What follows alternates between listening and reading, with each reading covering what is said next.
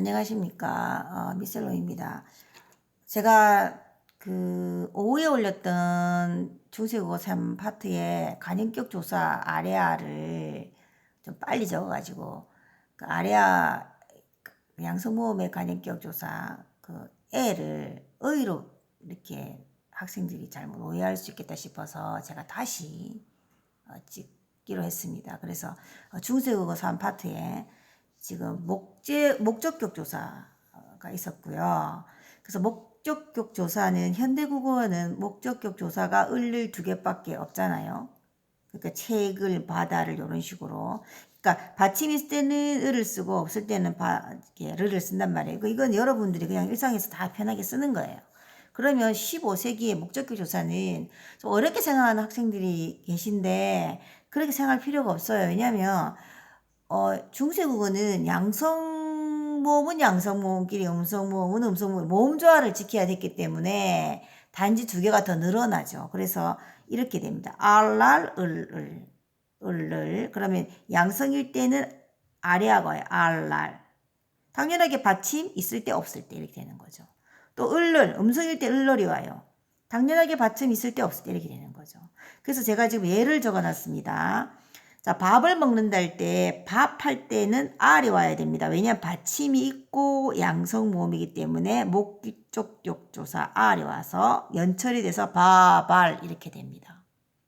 그러면 현대국어의 날은 어떻게 되냐면 날이라고 하면 안 되죠. 왜냐하면 양성이고 또 받침이 없기 때문에 요게 와야 돼요. 그래서 나랄 이렇게 해서 나랄 이렇게 되고요.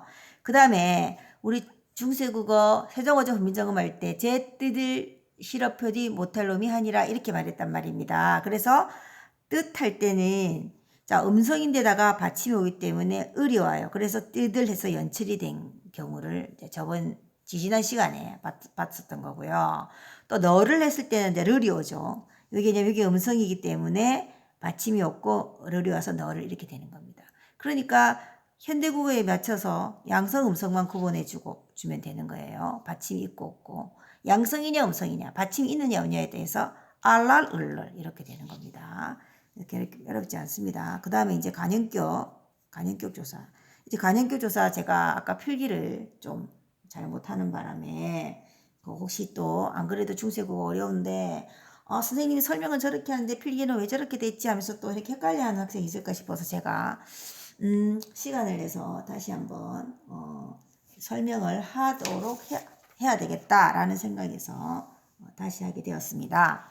간형격 조사는 3개가 있습니다. 학교에서 배운 학생들을 복습한다 생각하고 하면 마음속으로 생각해 보세요. 뭐가 있어요? 간형격 조사도 우리 현대국어에는 어휘밖에 없잖아요. 근데 여기 목적격 조사 마찬가지로 양성일 때 음성일 때가 있어요. 자, 양성일 때는 반드시 아래아가 들어갑니다. 요렇게 썼어요. 그 음성일 때는 요렇게 썼어요. 양성모음이 올 때는 음성일 때 어이를 썼는데 이게 간형격 조사는 3개가 있었는데 일단 요거 2개는 일단 양성일 땐 이거고 음성일 때 이건데 둘 다 뭐일 때냐면 앞에 명사가 사람 동물일 때예요.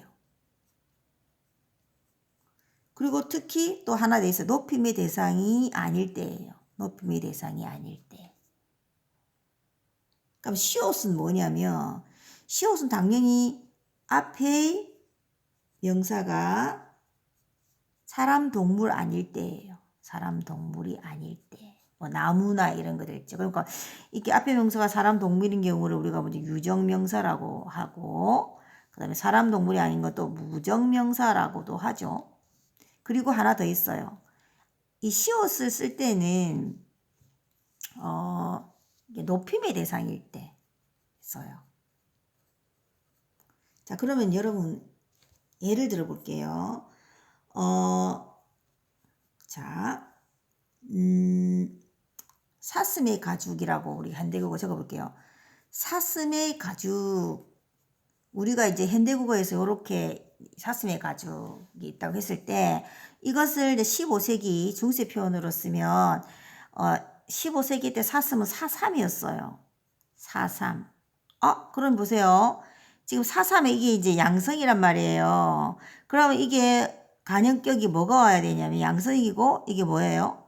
사삼이 동물이잖아요. 동물. 그러면 양성이고 동물이니까 이걸 갖다 써야 되는 거예요. 이거를. 그럼 어떻게 돼요? 사삼 플러스 자, 이렇게 되겠죠. 그래서 이걸 또 이제 이렇게 쓰면 또 안 되잖아요. 또 이렇게 또 연철을 해줘야 돼요. 그럼 어떻게 될까요?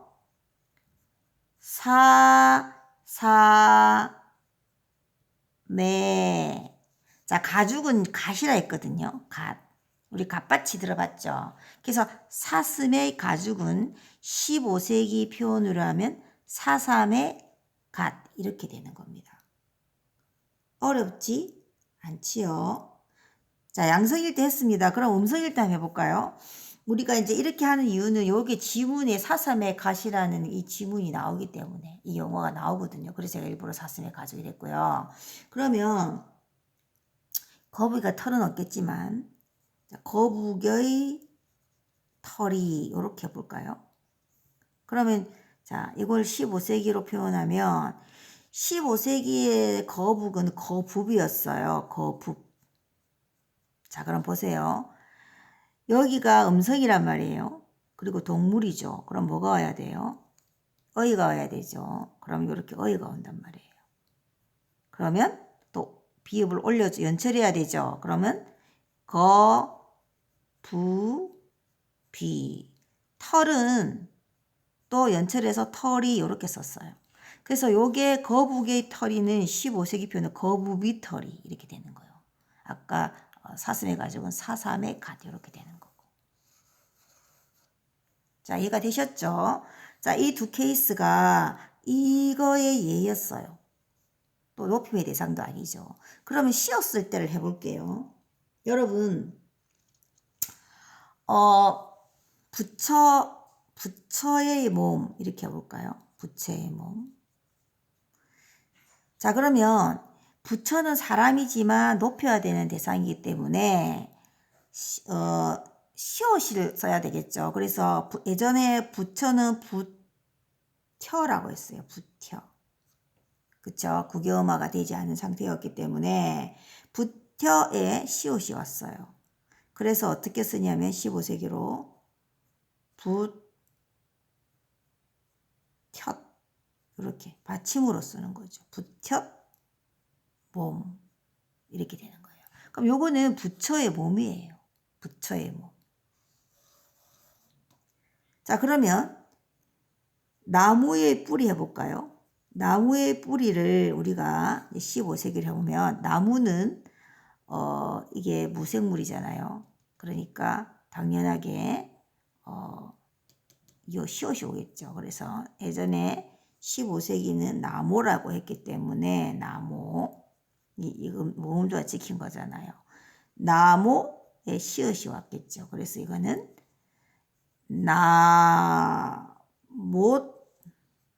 나못불희 뿌리를 불이라고 했거든요. 불이 깊은 난간 바람이 용비어천가 배우신 학생들은 아실 거예요. 그래서 요거는 나무의 뿌리 이런 뜻입니다.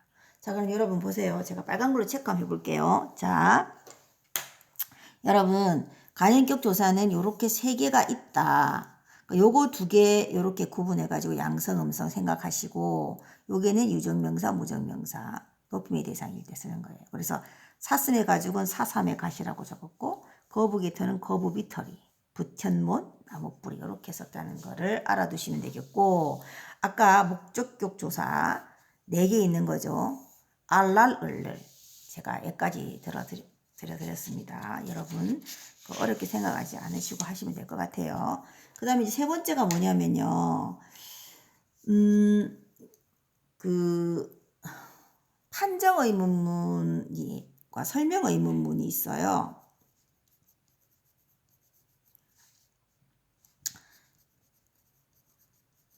판정의문문, 설명의문문이 있는데 이거는 어렵게 생각하시지 말고 딱 간단하게 뭐가 판정의문문이고 설명의문문이냐.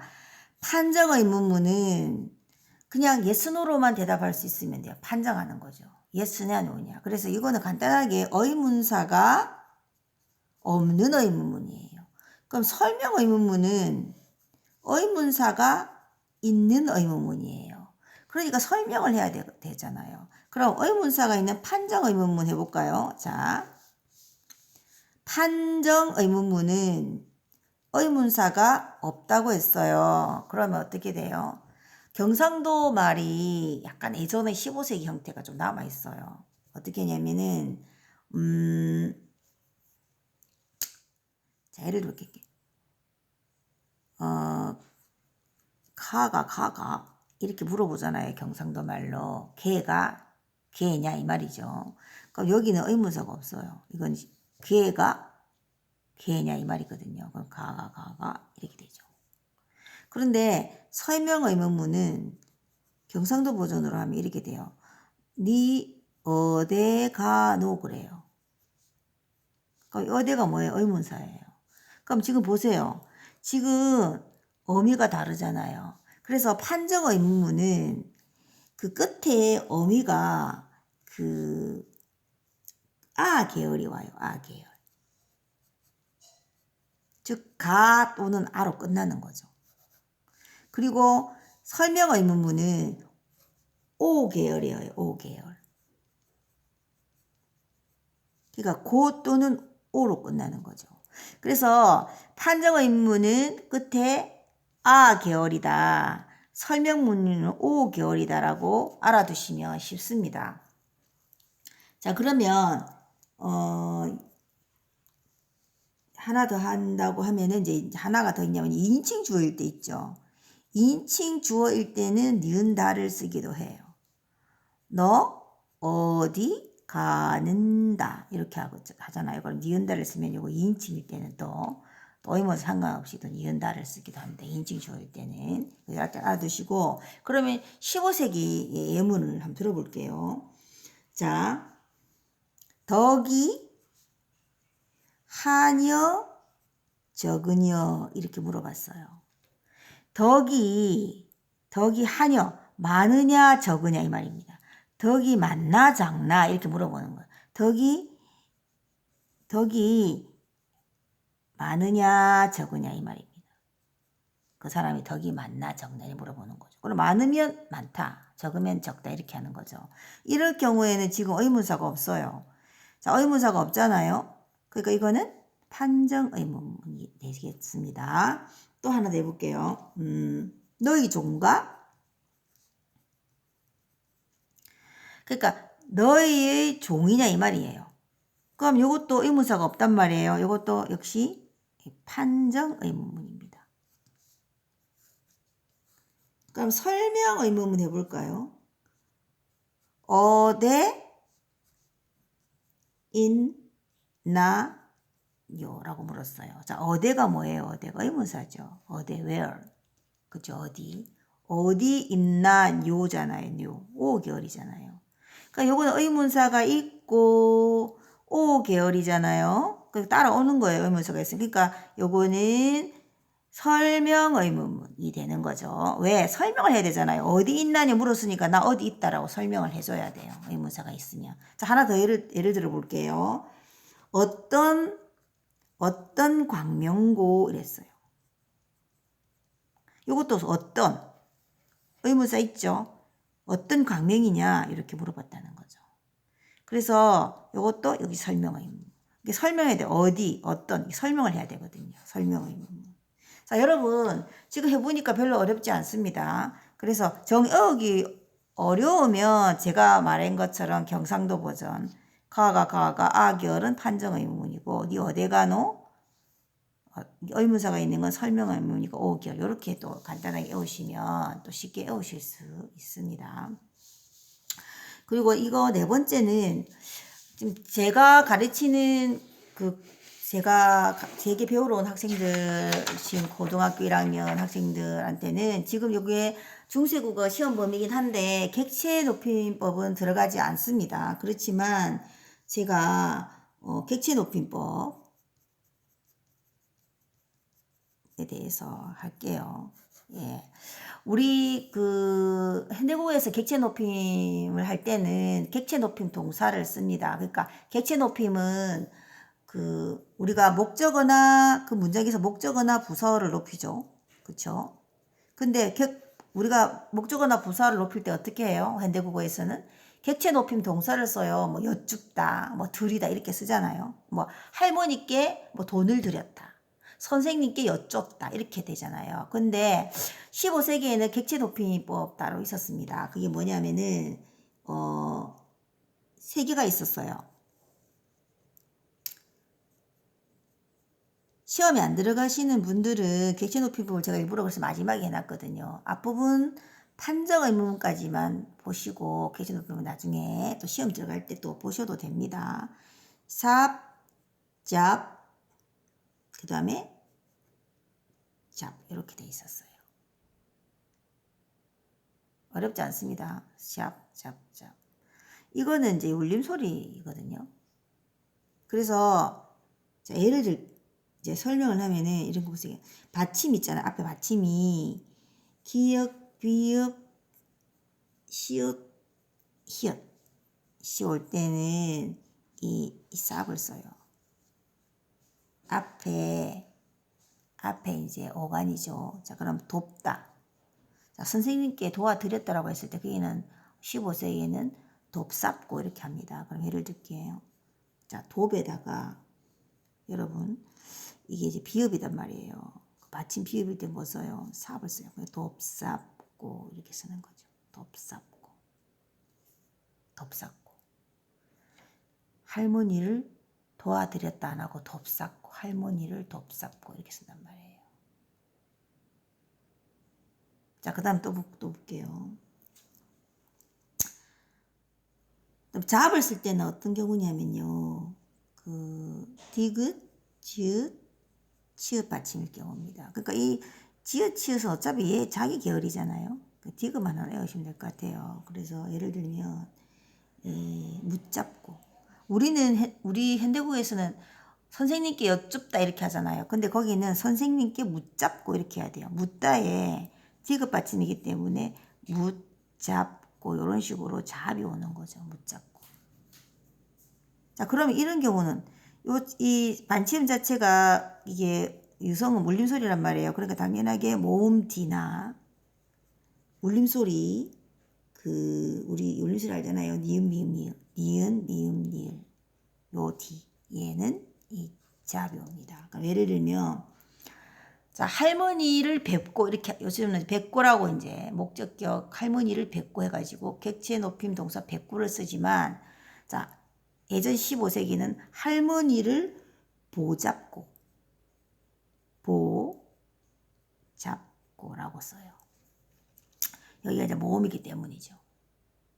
그래서 여기 이제 요거 이렇게 하는 게 기본이고 여기 지금 뒤에 보면 바로 뒤에 오는 거 보세요.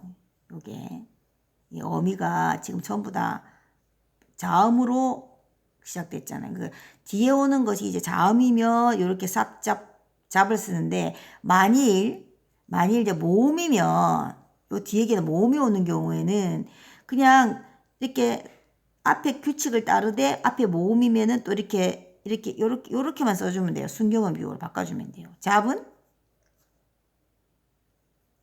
이렇게 쓰면 되고 그 다음에 잡은 이래가지고 이렇게 쓰면 됩니다. 그러니까 순경음 비읍으로만 바꿔주면 됩니다. 여러분 되셨나요? 혹시 이제 객체높임법에 대해서 뭐 더 구체적으로 알고 싶고 얘도 알고 싶다 하면은 제가 댓글을 달아주시면 제가 객체높임법에 대해서 조금 더 다시 한 번 더 설명을 드리도록 하겠습니다. 전반적으로 좀 학생들이 좀 어려워하는 파트에 대해서 제가 조사 파트 문법적인 측면이죠. 그에 대해서 오늘 설명을 드렸습니다. 제 강의를 들어주셔서 감사합니다. 미스로였습니다.